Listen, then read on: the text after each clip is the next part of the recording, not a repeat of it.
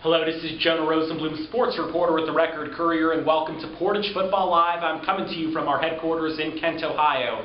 It is week one of the high school football season. It's finally here, and obviously it's an exciting Friday night, especially because all summer we've speculated on who teams have lost, who's coming back, what units are going to be best, how they'll compete on the field. But no matter how many times you practice, scrimmage, or have training camp, it doesn't compare to Friday night. That's when answers are found. A lot of big storylines coming into it. Of course, Mogadore won the PTC County last year. They went all the way to Ohio Stadium for the state final. It will be interesting to see how the Wildcats compete this year. They've lost a lot of key players from last year's team, including quarterback Zeddy Pollock, Andrew Barker, Alexander, Kramer, all of their great running backs from last year. So huge losses for the Wildcats. But it's hard to pick against a team that not only won the county last year, but they won it handily, including wins 42-7 over Crestwood, 31-0 over Garfield, and 51-14 over Rootstown. Hard to pick against a team like that. On the other side in the PTC Metro, you've got the Woodridge Bulldogs. They were 10-0 last year, and they returned quarterback Mason Leidick, and they also returned star running back King Alfred Sanders.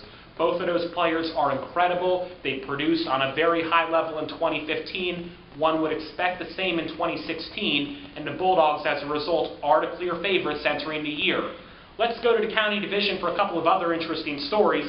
With Garfield, you've got the strong arm of Dalton Fall, which is very intriguing to me, but he did lose his top weapon in Nate Emons. And then with Rootstown, very sad news in terms of Caleb Kaut being out for the season with an ACL injury. You hate to hear about the loss of a guy like that. He is one of the most electrifying returners in the region, and it is a huge loss not only to Rootstown, but to the Portage County football world. Let's go to the Metro Division. You've got, of course, the Streetsboro wide receiving corps, which should be fascinating. Keyshawn Jones was fantastic last year in Dakari Carter's absence. Well, now Carter is back. Carter obviously is one of the great speedsters in the state, a track and field standout, and also an elite wide receiver. Can't wait to see those two go to work. And then you've also got Ravenna switching gears offensively. They were a power running team with Willie Ross, and now they're looking at much more of a hybrid game where they've got guys like Tony Lewis who can both catch the ball, they can run it, they're going to be running backs / wide receivers, they're going to do jet sweeps, all sorts of new things. It will be fascinating to see the Ravens in 2016. As we look toward week one, a lot of these games might not be so competitive. You've got matches like Woodridge CVCA, which the Bulldogs won 42-0 last year, or you've got Middlefield Cardinal Garfield, which the G-Men won 47-14 last year. So we could see a lot of routes in week one. On the other hand, Mogadore at the Lindsley School should be interesting. Lindsley School was, I think, 4-6 last year, but that came against a very tough schedule with a lot of trips to Ohio. They are an out-of-state team. But other than that, the games that I'm looking at, Solon Aurora, of course, should be a classic. Last year's game between the two teams was very competitive. I expect the same in 2016. And then, of course, the Record-Courier game of the week, Streetsboro at Southeast. I'll be there for week one. I hope you'll join me. Of course, I'll be on Twitter at JLR Sports, and you'll read about it in the Record-Courier. But that is my game of the week.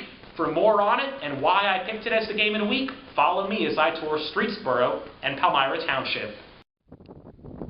Ladies and gentlemen, my name is Jonah Rosenblum, and I write for the Record-Courier. I'm welcoming you here today to Freedom Field, home of the Southeast Pirates. We'll start our PTC football season here as the Pirates host the Streetsboro Rockets.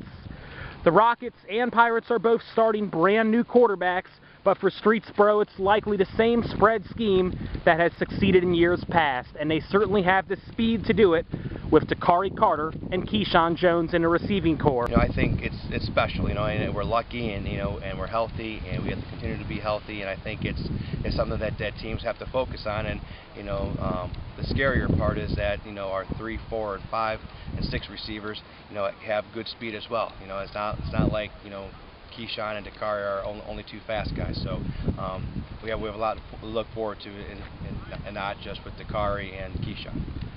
Both are world-class receivers, and both have the speed to burn opposing defenses. I know we won't see 2 more dangerous outside perimeter players in this season on any team, and we got to face them both on Friday. Like I said, I can't say enough superlatives about Dakari Carter, Keyshawn Jones, the Reading boy, Myron Jones, or the Kendall kid. I could keep them coming up, but I won't, because it keeps me up at night. So.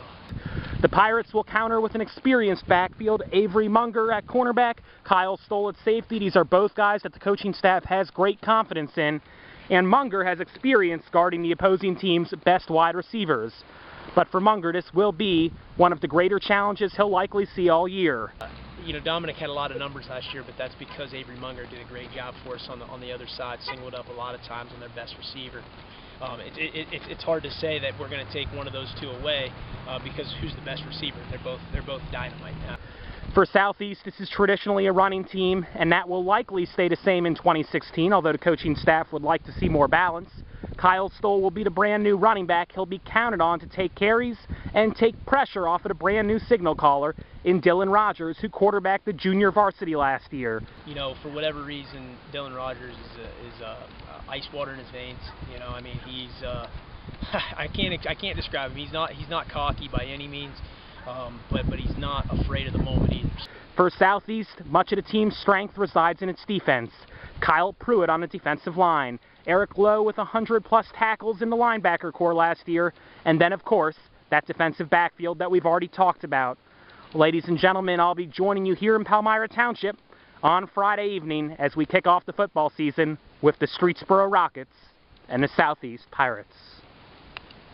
It's an unbelievable honor, and it's a huge responsibility for our team and for all of our sports and all of our drama and music programs here.